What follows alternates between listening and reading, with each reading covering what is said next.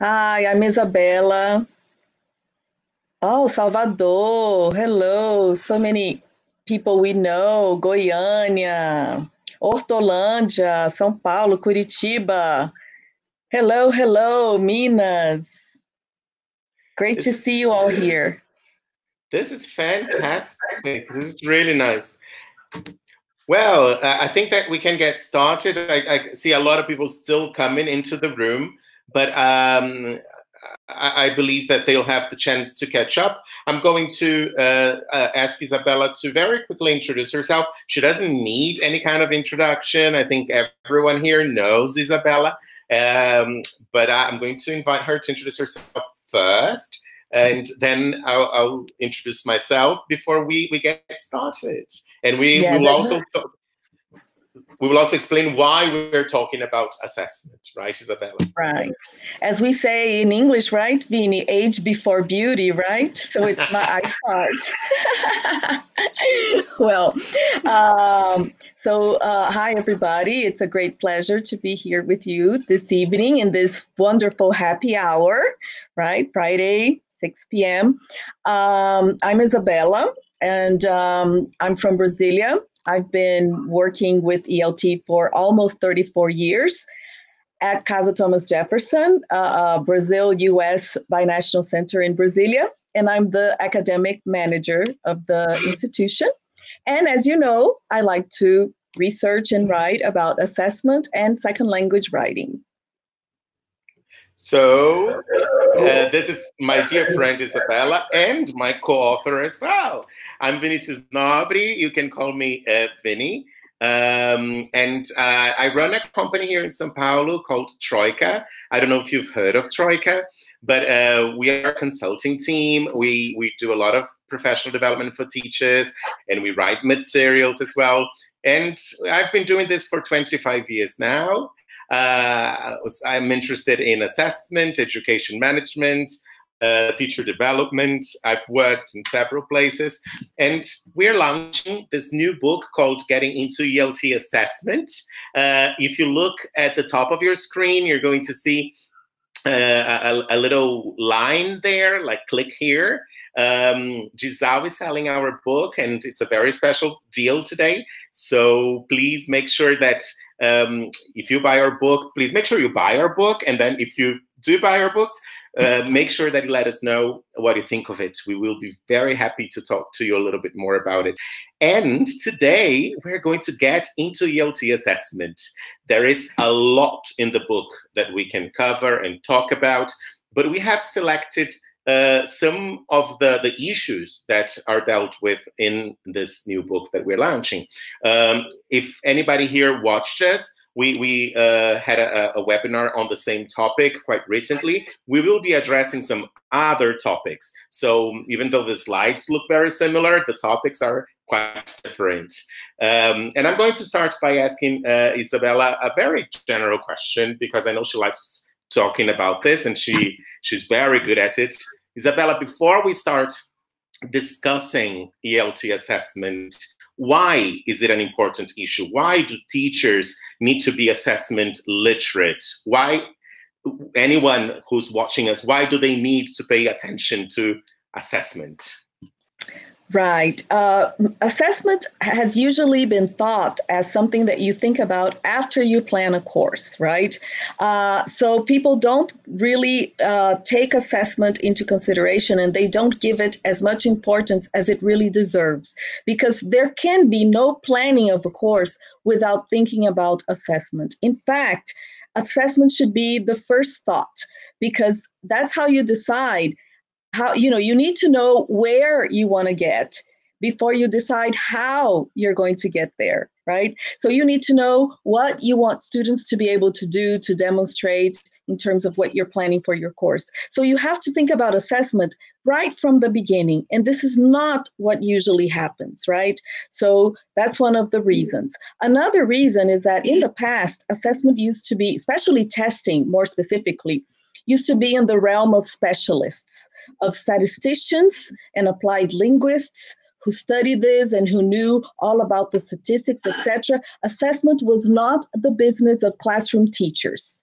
right? Classroom teachers should not be involved in assessments because they don't know how to design reliable items and they don't know how to calculate statistically the reliability of the test, blah, blah, blah. That's when exams were considered to be the almost only way of assessing. And now we know that classroom assessment is very important and teachers have to be engaged with it. And this is one of the things that we try to share a little bit in our book. And today we're going to talk about 3 or 4 topics related to assessment, and especially classroom assessment. Oh, the sound is not very good. Okay. Is it from both of us or one of us specifically? Some people say it's okay. All right. Maybe it's the connection. Okay, because most people are okay. All right. So maybe you can check your connection. Before we talk about the first topic that we selected, I would like to invite all of you. I don't know how much you know about assessment, and I don't know how interested you are in assessment, but we would like to encourage you to participate a little bit more. Oh, there is an echo when I speak, apparently. Okay, just for a second, fine. So if you can type questions, things that you want to know, even share your own experiences as well, please, let's try to make this as interactive as we possibly can, because then Isabella and I have the opportunity to better cater to your anxieties or your interests and so on and so forth, okay? So as we are speaking, please feel free to ask us any question that you want to ask regarding assessment. If we don't know the answer, we're going to lie. No, I'm kidding. We're just not going to answer. So the first topic that we chose to address is for you to know about assessment as a teacher, a classroom teacher. It is important that you identify the format, the purpose, and the characteristics of the main accountability assessments in the field, such as proficiency exams and university entrance exams, as well as the framework on which they're based. For example, the Common European Framework. There are a lot of concepts here, right? Maybe, Isabella, we could start talking about the concept as well, like, for example, accountability assessments. Can you tell us a little bit about accountability assessment? Yeah, people usually talk about classroom assessment and standardized assessment, right? But we like the term accountability assessment because accountability assessments are assessments that and they are usually exams, although not necessarily. I know of places that use portfolio for accountability assessments, for example. So they're not necessarily exams, but they are mostly exams, okay?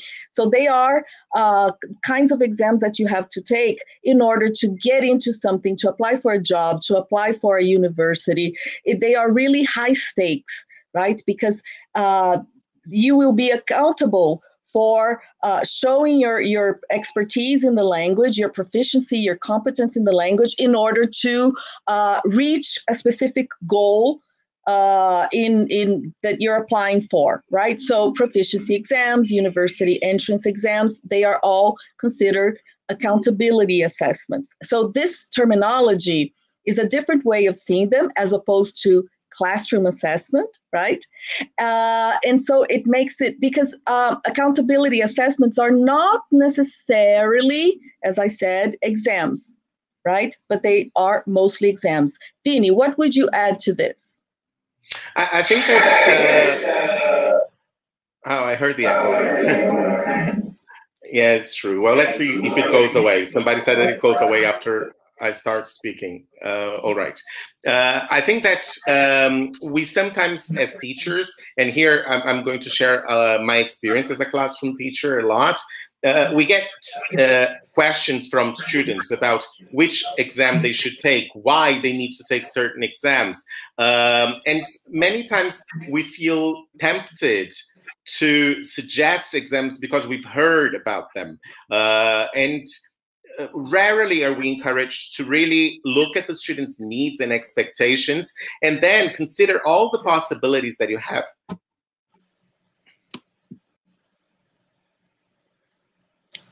I think Vinny went offline. He's been having problems with his internet, but he'll come back, right? And I'll just continue what he was saying, right? Because he was talking about the need for teachers to be familiar with accountability assessments, and sometimes teachers do not think it is their role because it's not, unless they prepare for these kinds of assessments, they think, oh, I don't need to know about the different formats, the different purposes, etc. of accountability assessments because that's not what I'm involved with. But this is not true because we are the main advisors of our students, right? And sometimes our students take exams that are not appropriate for their needs. For example, I have seen students taking the TOEFL for situations in which they are not applying for academic studies. And the TOEFL was designed for academic studies, right? So it should be taken if you want to prove that you are competent in business English, for example, because that's not the construct that it assesses. But I see, for example, companies asking candidates to take the TOEFL and to submit a TOEFL score, or I see students, and sometimes they are misled because they don't even know that the TOEFL is only valid for 2 years, and they take it because they want a certificate of proficiency when it's not an exam that provides a certificate of proficiency. And that's our role as teachers, right, to advise them with this regard, right, Vini? Absolutely. Can you hear me again? Yes.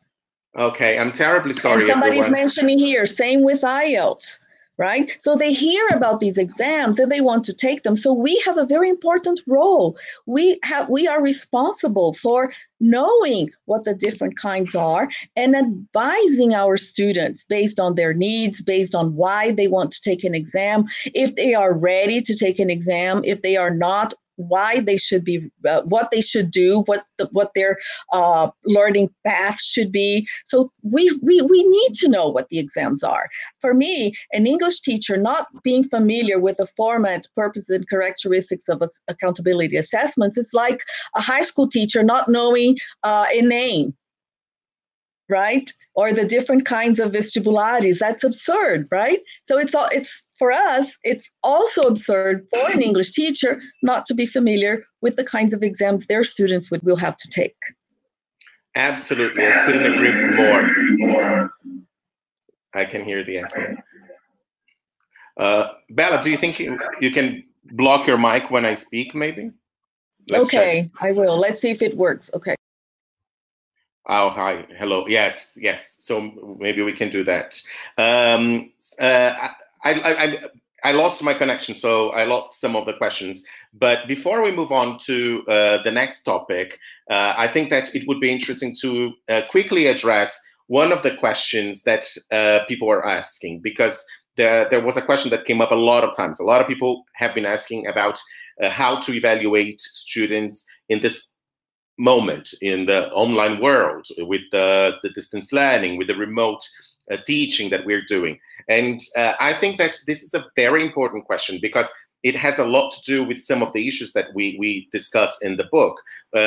Because at the end of the day, it is important for us to go back and understand what assessment is and what we understand as assessment as something that is much more thorough and much more complex than simply testing with a piece of paper at the end of the term. And when we discuss assessment in a more holistic manner, it might become a bit easier for us to think of ways in which we can assess students online. So the question that I always pose, and I think Isabela will probably agree with me because we talk a lot about assessment, but the question that I always pose when there is this issue of how do I assess my students online is, what is your understanding of assessment? What is it that you want to do?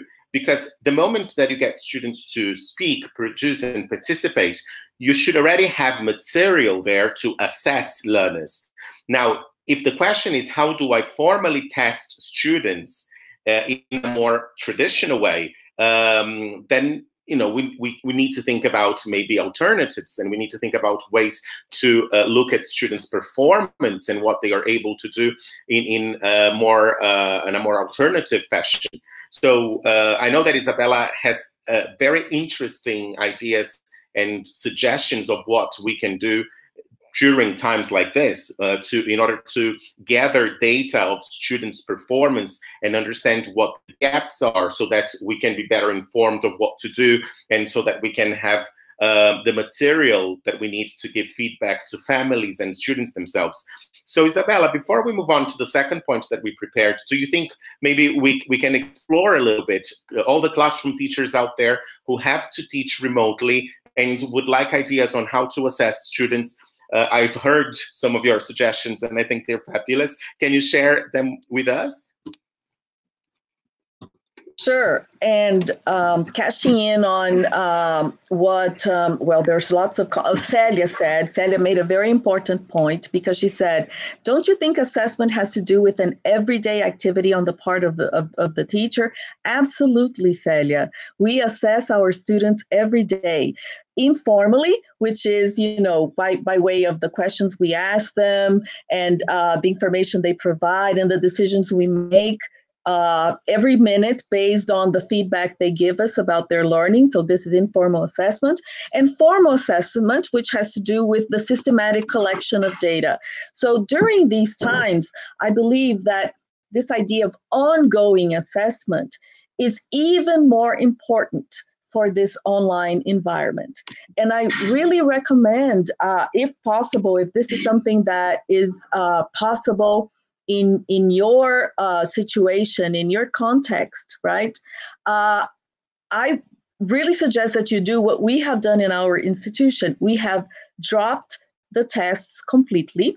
So we stopped using our traditional tests that we had already been downplaying for a while. So we were in this process, in this transition, because I really recommend a smooth transition from a more traditional type of assessment to a more alternative type. So in this transition, we had already advanced a lot, and the pandemic only accelerated a transformation that we were already going through.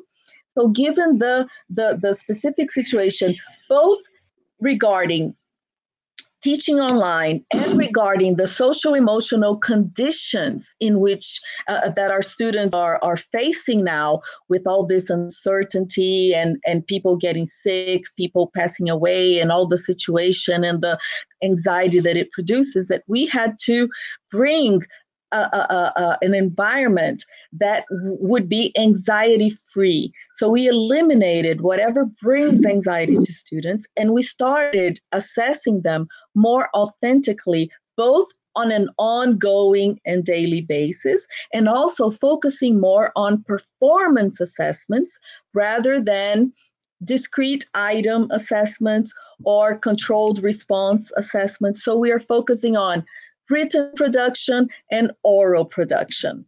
So students produce, for example, videos based on guidelines, because it's not anything goes. You have to have your goals. You have to know exactly what learning outcome you are targeting and what students need to produce in order to show that they have reached this. And now with the online teaching, they have all the tools that they at their disposal to submit more authentic pieces of production. And what's even better is that not only is it ongoing, but it's also formative, because the students have the chance to get feedback from their peers and redo their assignments until they have reached a certain level of a standard, until they have reached the standard.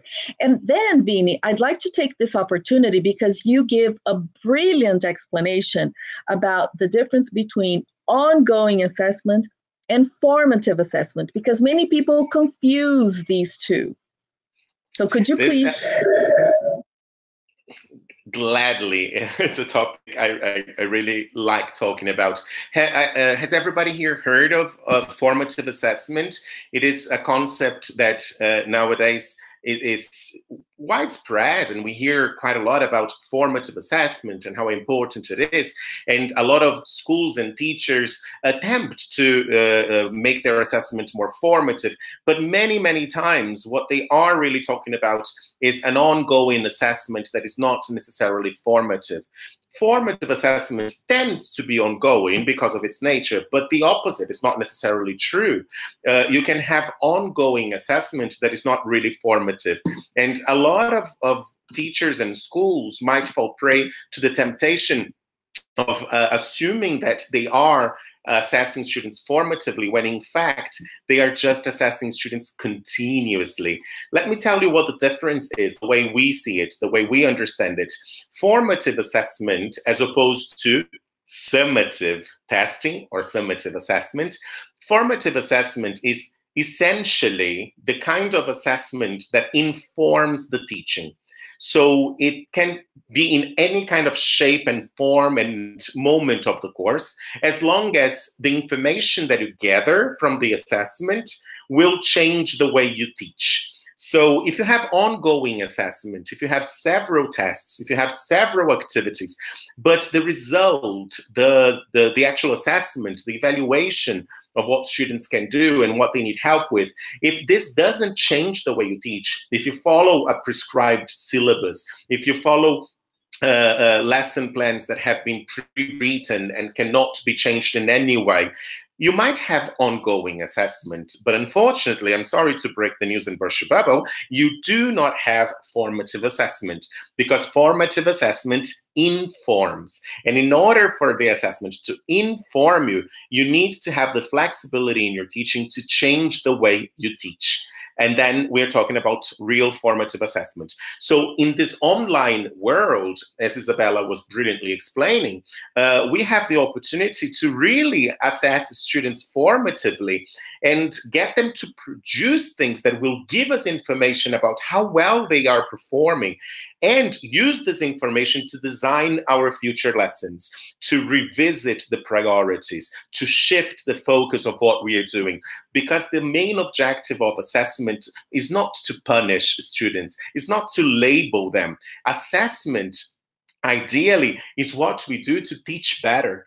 If we use assessment to simply rank students and classify them and get an idea of whether what was done was effective or not, we're limiting a lot the scope of assessment.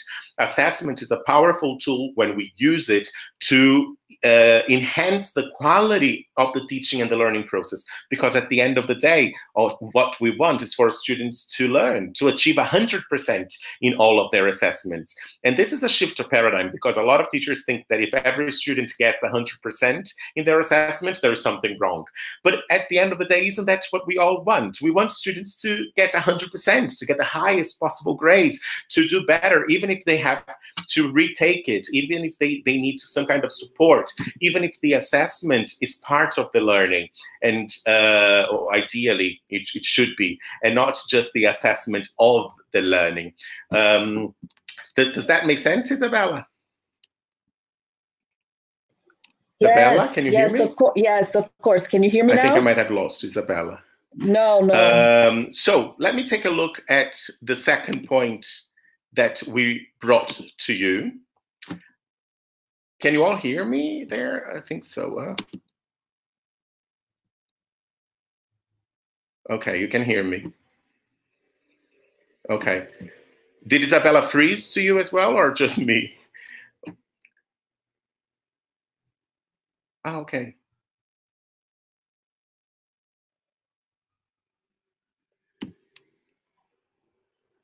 I can't hear Isabela.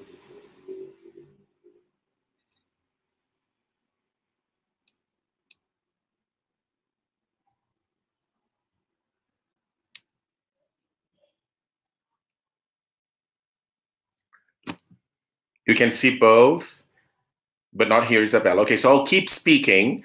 If for some reason I'm speaking on top of Isabela and I cannot hear her, you let me know, okay? All right. Okay, so Another issue that we think is very important when it comes to assessment and being assessment literate and understanding about assessment is that we as teachers should know how to inform students about accountability assessments, and if necessary, we should be equipped both theoretically and practically to convince stakeholders to change their assessment practices when they are not contextually appropriate, technically well-designed, or fair and equitable. Let me ask you a question, and if you can answer, okay. If you can't, that's fine.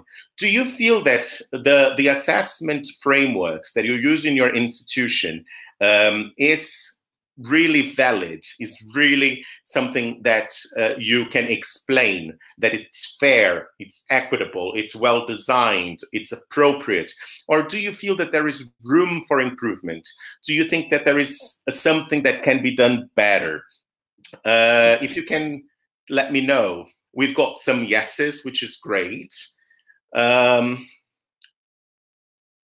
is room for improvement in many cases. Okay. Room for improvement.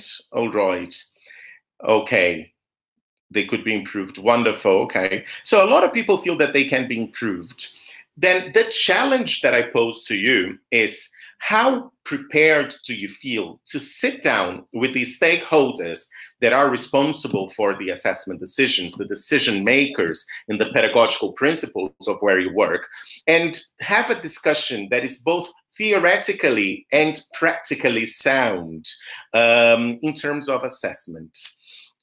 This is very important because the more we know about something, the easier it is for us to argue for or against it. And we believe that teachers need, because teachers are in the classroom, teachers know the students, teachers know the context, they know the reality there. Isabela is back. Welcome back, Isabela. This is a very exciting... Can you hear me? You can't hear me, right? Can you hear me? I can hear you. Oh, great. Okay. All right. Okay. Now I can hear you. All right. I'm sorry. I don't know what happened. It's a very, very exciting webinar. I come, I go, you come, you go. It's very chameleon.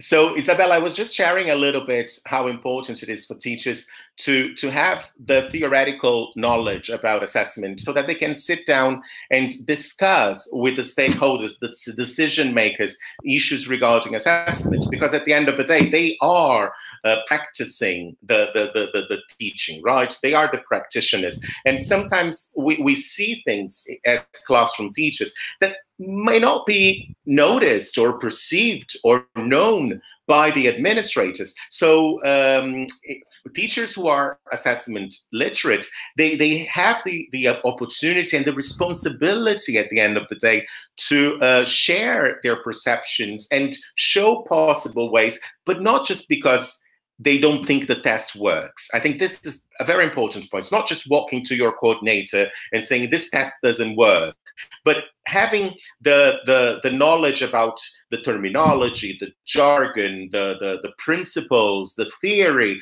that can back you up for the discussion to be really professional and deep. Isabela, I'm sure you have things to add because I know how passionate you are about this. Yes, I think somebody asked beforehand, and I'm sorry because if I scroll up, I'm probably going to get lost, about convincing companies that they might be adopting the wrong test. So this is part of being assessment literate, right? So being able to convince companies or to explain to companies what kind of tests they should be using, what kind of exams, accountability exams they should be using for their purposes. And this happens with schools too.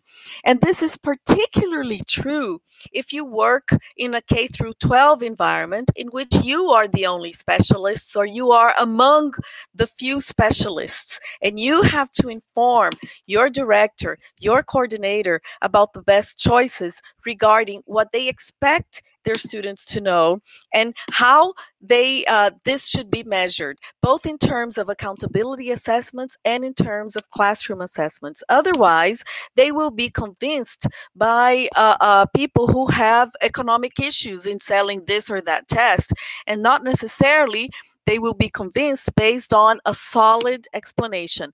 And you can only be a true advocate for your students and for good practices in English language teaching and assessment if you understand the field, if you understand the jargon, if you know how to use it appropriately, if you know how to counter argue what people say regarding kinds of assessments, etc. So in order for a teacher to be a true advocate of good practices in assessment, and I know that this is very hard because there are lots of stakeholders involved with different views of the world, with different views of assessment. In order for the teacher to be empowered, they really need to have a good command of the language of assessment, because language is power. So if you are able to use the right terminology and to say, you know, this test may be the most reliable one, but it's not the most valid one. For a test to be valid, it has to measure exactly what it is you want your students to demonstrate. So, and there is this trade-off between reliability and validity. So we have to decide which end we are going to prioritize in our decisions. You can only do this if you are literate in the language of assessment. Absolutely. And it has a lot to do with something that I say very often, which is one of the reasons why non-educators think that anyone can do what we do is because we refrain from explaining what we do in a more scientific, professional way. So I think that we need to revisit the way we talk about teaching. We need to think about having a more professional discourse, and assessment is a vital component in teaching and learning. So the more empowered we feel about the theory and the taxonomy and what we say, the harder it is for people around us who are not educators to determine what is right or what is wrong. Because I'm sure that some of you here have probably heard people teaching you what works and what doesn't work in English language learning, right? Which exams are good, which tests are bad, what a test should look like, and even how you should teach your lessons. There is a request here by Patricia. She asked me to repeat what I said. I will try to remember, Patricia, because that was very organic, okay?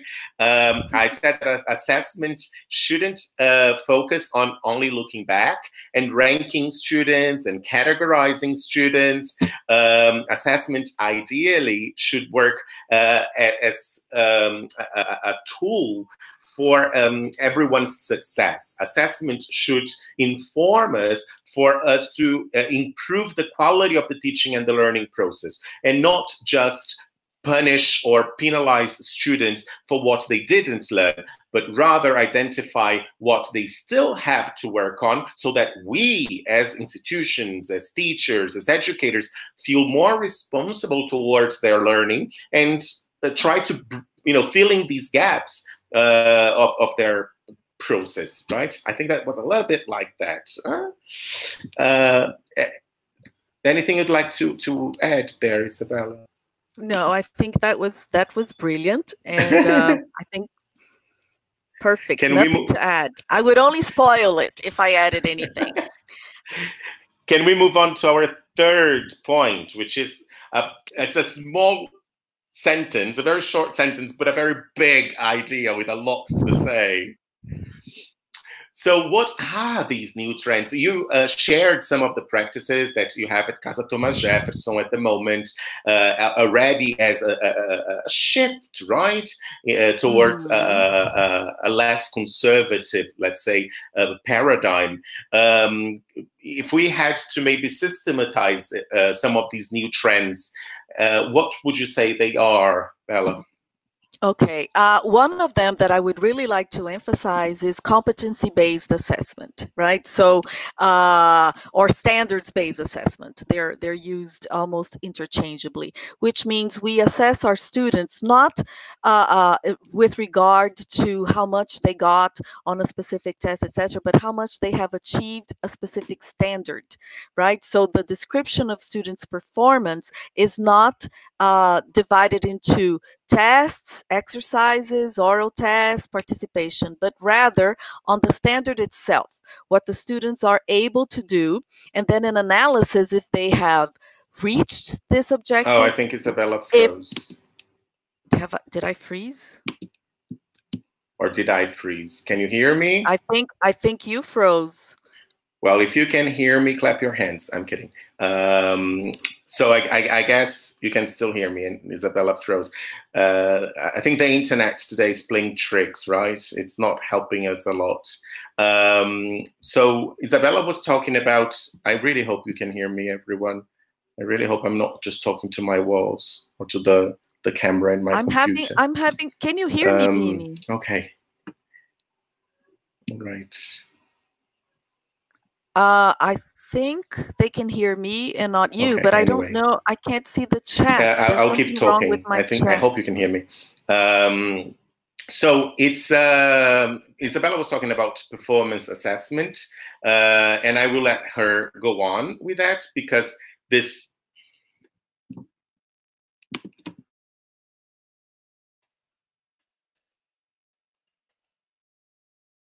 Okay, I think it's the opposite, right? I think you can see me. I lost. I can't find the chat, so I don't see what you're answering because. Okay, let me get a hold of this. I really apologize for this. Okay, but I was talking about competency-based assessment, right, or standards-based assessment, in which you assess the students based on the standards that they have achieved, right, and rather than on specific tools as traditional assessment usually prioritized. So in competency-based assessment, you have the standards or the standards that the students should reach, and then you have descriptions: reached the standard or almost is working towards the standard. So these kinds of descriptions so this is really a trend. So doing away and more than that, a big trend with standards-based assessment is to do away with the 0-10 or 0-100 scale and use a scale from 1 to 4, for example, in which you have 4 levels considering the attainment of the standard, when 4 is the highest one and then 3, 2, 1. This way they are equally distributed, because what is argued is that when you work on a 0 to 10 scale, and you classify students, for example, based on grades A, B, C, and D, there isn't an equal distribution in this kind of grading system. So they really propose doing it in another kind of scale, right? Vini, can you hear me? I can hear you and see you. Yeah, I'm terribly sorry, everyone. I don't know what's happening with the internet today. Thank you so much, Isabela. And thank you all for being so patient and so kind to us. Sorry, I'm back. Yes. Okay. And so I was talking about what competency-based or standards-based assessment is as a new trend, right? Another trend that has been proposed and is very controversial is going gradeless. So really downplaying the role of grades and considering the standards and descriptions of reaching standards rather than assigning a numerical grade. I know that this is very controversial, especially in our context that is highly grade oriented. But what is argued is that when you drop the grades and you give feedback, real feedback on students' performance, they pay attention to your feedback. With grades, they just want to know what grades they got. And grades also stimulate a kind of competition. Even among families, they compare how their children went on certain types of exams or assessments. So how much did your kid get? So they think that we establish a kind of competition when we assign numbers to something that is hard to measure so clearly with a number, right? But this is a very controversial topic, right, Vini? What do you see are some barriers to implementing this? I think that there are lots of barriers, and I'll mention some of the barriers I've faced and I know, and I'll add another rather controversial trend to our conversation. I think that whenever we talk about implementing new trends, the one thing we cannot ignore, and Isabela kind of like mentioned this already, how important it is to plan this change and make it is something that is gradual, doing it gradually. One of the biggest barriers that we face is beliefs. And when I talk about beliefs, I'm talking about everyone's beliefs, right? I'm talking about the students' beliefs, the family's beliefs, the teachers' beliefs. If there is an organization involved, like a company paying for the students' course, for example, they will have their beliefs. And many times, when you change something, the way you assess, you get resistance because that's not the way we are used to assessing. And people still expect a grade and they love the numbers, right? Okay, so my child is doing all right, but what is the final grade? What is the number? Or if you tell your students that they're going to be assessed throughout the term and it's going to be based on all of their production and you're going to build a portfolio, for example, they will say, oh, that's very interesting, but when is the final test? When do I sit down and write the answers to the questions that you have? The usual vai cair na prova, right? That expectation that you need to know what is going to be tested exactly on that given day. So I think that this is a very, very serious barrier, and we cannot turn a blind eye to the fact that if you impose these changes without considering people's beliefs, it's probably going to backfire. And for an assessment framework to be successful, people need to understand it. They need to buy the idea, because the whole point of assessment is to make a contribution to learning. If people have a bad experience, if they challenge, if they are suspicious, if they don't completely buy the idea, then the whole purpose behind assessment is lost. People need to look at whatever kind of assessment that you are implementing as something that is really helpful and logical and coherent. And here, for us language teachers, I am going to suggest another new trend in a way that is very much related to performance assessment, which is to stop giving students discrete item exercises and trying to look at students' holistic performance. What does that mean? Instead of giving students an exercise, an activity, a task, or a written test that focuses on the prepositions of place, complete the gaps with the present simple or the present continuous. These are discrete items that are being tested. And there are a lot of issues there, because we are assuming that for somebody to be able to communicate, they need to know that discrete item in that way. These activities are often less contextualized, and they don't really talk about what students can do with the language. They're a little bit more focused on how much students know about the language. So if in your contexts you have tests like this, exercise 1 is about prepositions, exercise 2 is about the present simple, and you want to move towards new trends and something a little bit more less orthodox in terms of assessment, consider getting students to produce more freely, and then eventually migrating to performance assessment, right? Really looking at everything that they can do throughout the course, and hopefully one day ditching these very controlled, form-oriented kind of exercises. Did I make sense, Bella? Yes, of course. And that's what we were talking about, right? Performance assessments. That is knowing that you can use the prepositions in a real sentence, that you can produce the language to achieve an authentic goal, and not filling in the blanks, because filling in the blanks is not an authentic activity, right? Of course, in order to practice, they can use these kinds of exercises, but what we are advocating against is assessing students based on these kinds of activities, right? Because the assessment should be aligned with our learning outcomes. And I have never read a learning outcome like this. Oh, by the end of the course, the students will be able to fill in the blanks with prepositions. No, the students will be able to use the prepositions in the right context, according to the right situation. To and in order to know something, right? to communicate, right? So the learning outcome is not filling in blanks, right? So the way what we want our students to demonstrate has to be aligned with our learning outcome.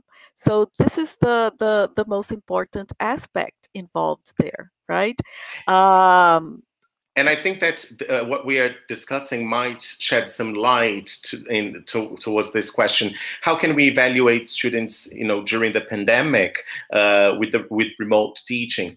We kind of like addressed this a little bit, but I can see that this is a recurring question. So I think it's worth delving into it a little bit more. But maybe the idea of how you evaluate students traditionally might need to be reconsidered, because you are still in contact with your students, right? They are still doing things. They are still producing. They are still performing somehow.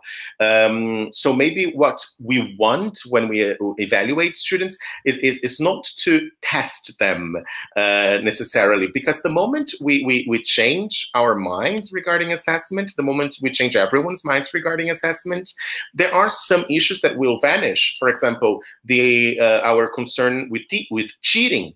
I mean, the whole point in cheating is because students don't really see why they are being tested. They are doing it for the final product, not the process. So if you, and this is a question that I was asked many times during this remote teaching moment, but what if my students cheat? They're going to cheat. They're going to cheat.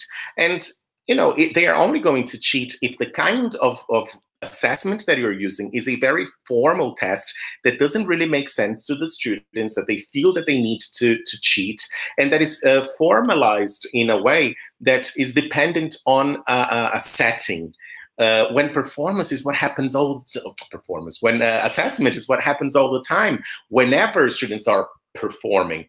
So I think that during this remote teaching, if we can get students to carry out research, to get involved with projects, to show us their production through pieces of writing or videos. Isabela mentioned that already, creating videos and showing us how they are using the language spontaneously rather than on specific occasions. We might be evaluating them at the end of the day even more coherently, right? Any other suggestions? Yeah, Carolina Vargas is asking about practical examples. She's saying, are we going to have any practical examples? Yes, are we going to have any practical examples? Right. So I was thinking here, since I was talking about prepositions, are we going to have any practical examples? Can you hear me, Vinny? Carolina asked. Since we were... Okay, now who are you hearing, me or Vinny? I think that I froze. Okay, he froze. So I'm going to give a practical example. Okay, Carolina, I was talking about prepositions, right? So, for example, instead of having a fill in the blanks exercise about prepositions of place, we can ask students to film their house, their bedroom, for example, or their bookshelf, etc., and explain where things are in their bedroom. Okay, so what is on the shelf, what is under the shelf, what is on the bed, under the bed, etc. So they can describe their bedroom, and they can use the preposition. So you give them a script. So you explain to them what they have to be able to demonstrate by way of this video, and what kind of language they have to use. And then they walk around the house describing where things are, what is in, what is on, what is under. So this is much more authentic, right, than giving them a sheet and asking them to fill in the blanks. Because, if you want to use formal tests, there are many ways you can use formal tests and discrete item tests and fill in the blanks online.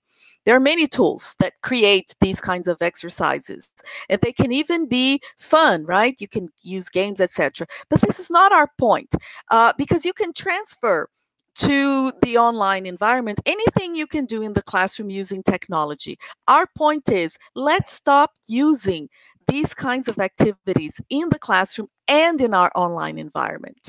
Let's take this opportunity that we are facing a paradigm shift in teaching, in the way we have to see students. We have to be more empathetic than ever. Of course, we have always had to be empathetic, but now we have to be even more empathetic.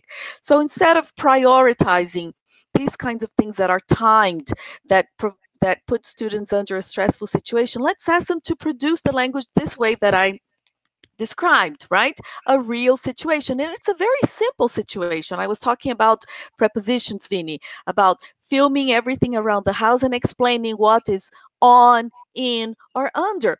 Very simple language. This is much more valuable than a worksheet. And more than that, they can share this with each other and give feedback. So did your classmates use the right prepositions? I mean, was in used correctly? Was under used correctly? Was used correct? No, so they do it again.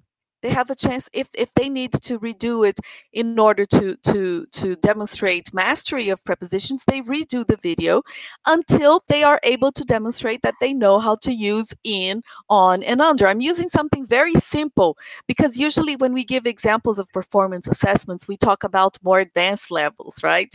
We talk about debates, we talk about things. No, I'm talking about very simple performance assessment for children, for teenagers, with very simple language. And I'm sure you can do this with refrigerators and the kinds of food they have and what the food that they have that is healthy, that is unhealthy. They are in their homes. They can show their lives to us. So let's take this opportunity, right, to use resources that we don't have in the classroom. And this is something they can do even during the class. It doesn't even have to be for homework. They can take turns sharing their screens and showing, real time using their use of the language and giving feedback to each other. So that's what we mean when we talk about performance assessment, authentic assessment, real use of the language, right? And giving this opportunity for retakes. Retakes are very important. Give them a chance to do it over and over again until they get it right. Because assessment now, we have shifted from assessment of learning to assessment for learning. And this kind of activity that I described, in which students are able to give feedback to each other, learn from the feedback and redo, is assessment as learning. You learn and assess, and students don't even notice where the learning ends and where the assessment begins, right? So does my example make sense, Vini? Do you think this was a good example? Carolina liked my example, so thank you, Carolina. It makes perfect sense. And I'm going to address Carolina's question, the second one, in which she asks, okay, what about the participle clauses, right? And I'm going to share Gabriel's question because I think they are somehow connected, and we can expand a little bit on that. What about evaluate students through discussions, discussions related to the subject, right? Gabriel and Carol, right?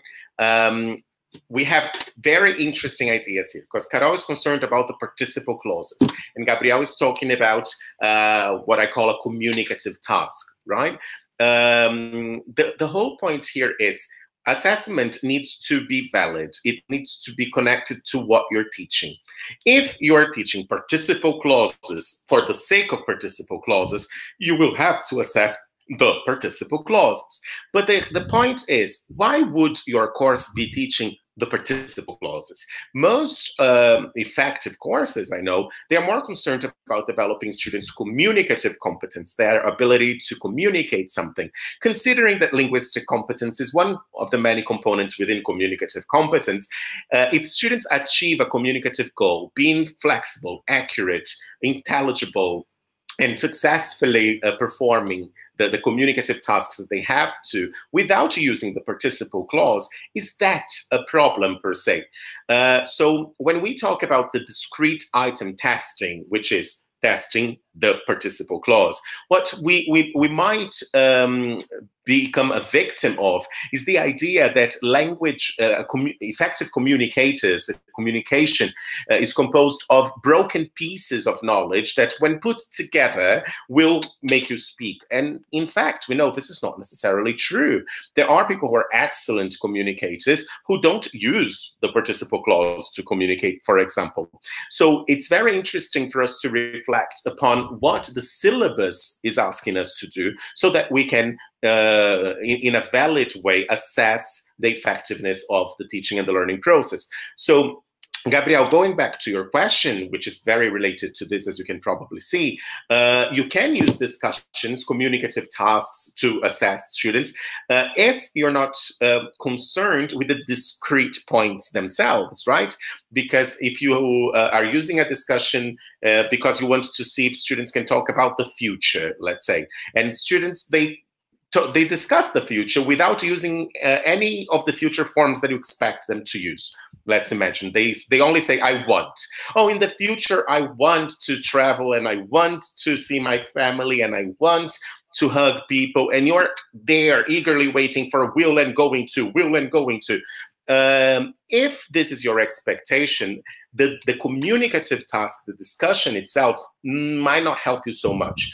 If your objective is more communicative, if you want students to achieve a communicative goal and express ideas, regardless of the specific items that they are using, this is a very valid and interesting way to assess. I opened a lot of dimensions here regarding communicative competence, linguistic competence, pragmatics, blah, blah.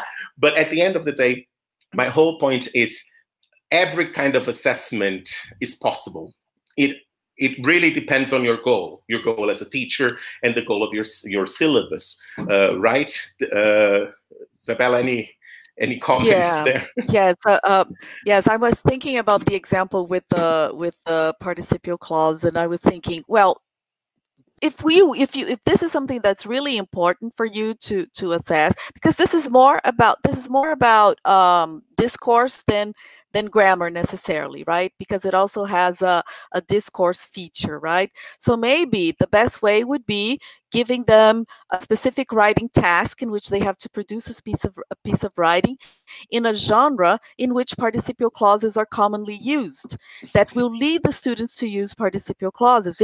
However, if they don't use participial clauses, but they use another kind of language feature that replaces a participial clause as effectively, you shouldn't punish them, because we're not teaching people to use the specific language features. We're teaching them to reach a specific communicative objective. Okay, so now there's a question there that is being asked, that everybody asks, and many people have asked. So how do you reconcile this kind of assessment approach that we are advocating with the students' needs to take accountability assessments, to take exams, right? How could we have this less conservative approach to assessment when the student has to take a test like IELTS, TOEFL to achieve a specific goal? I don't think that they are in conflict with each other. What we recommend is that, first of all, you don't teach to these tests, because the purpose of learning English that our students have is definitely not passing the IELTS or the TOEFL or the CAE or etc. They want to be able to communicate in English and to use English to achieve all their goals, be it personal, professional, or academic, right? So we have to teach English based on students' authentic goals, and we have to assess them also based on their authentic goals. This does not mean that in our teaching, we should not make room for giving students the experience that these kinds of exams require. So you can have moments in which they practice doing items like that are TOEFL like, that are IELTS like, etc. However, this does not necessarily mean that you have to test them using TOEFL items or using CAE items because that's what they're going to have to do in life. In fact, if you think about it, right, students, if you think about these exams, how many times in your life have you had to take an accountability exam? 2, 3, 4? So this is not real life. Real life is using English for a communicative purpose. So yes, students may have to take these exams for accountability purposes. We have to familiarize them with the format of the exams, with the format of the exercises, but this should not guide the way we assess students and the way we report about students' achievement in language teaching, unless your standard is the student knows how to do the types of exercises present in CAE. If this is the standard you want to reach, fine. But if this is not the standard you want to reach, then this should not guide your assessment. This doesn't mean that you should not teach them how to pass the CAE, but you shouldn't assess them using CAE items because they are real life. They are not. Does that make sense, Vini? I think he froze again.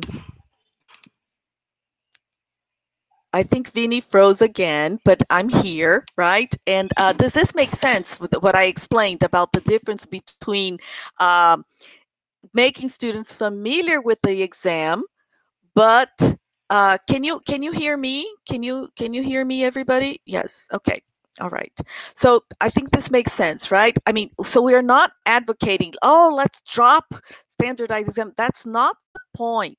But we should not let these kinds of standardized exams guide our teaching and our assessment practices with this narrative, with this idea that they are real life. This is what students will have to do in the real life. No, they are not real life. I have only taken in my life maybe 3 or 4 standardized exams, and I'm not so young.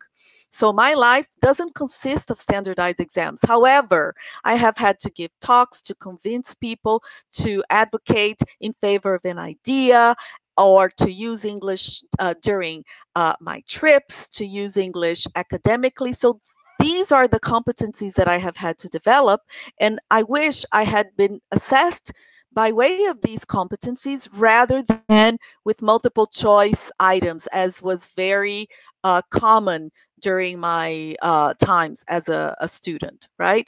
So basically, I know that our time is almost over. Vini's back. Goodbye. Vini's back. We are so sorry about the coming and going, but that's why we're always 2, right? And it's great because we have the chance to have this kind of interaction, right? And I would just like to end with one trend that I think everybody should think about. I don't think we're going to have a chance to explain. So I want to drop this little bomb into your heads, right?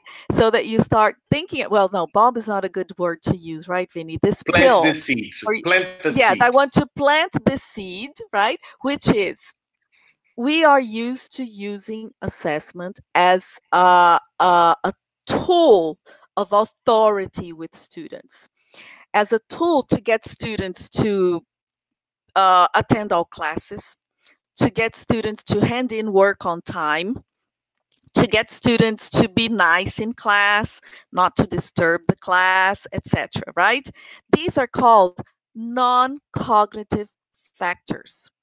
Non-cognitive factors should not be assessed together with cognitive factors. You should not take points off for not taking points off from a standard that the student has demonstrated because they didn't hand in their homework, or because they arrived late 3 times during the term, or because they talk too much in class, or because they speak too much Portuguese. These things have nothing to do with each other. Of course, you need to assess students' non-cognitive behavior because this has to do with civil responsibility, with rules, etc. But they should be described separately and not confused with the cognitive factors. we will not have time to talk about this, but think about it. Think about how unfair it is to say that somebody who has proved that he can use the past to tell a story will get points deducted from this grade because they didn't they didn't hand in a composition that was not related to this topic at all on time. This is completely absurd, and this is a practice we do all the time because that's how we have control.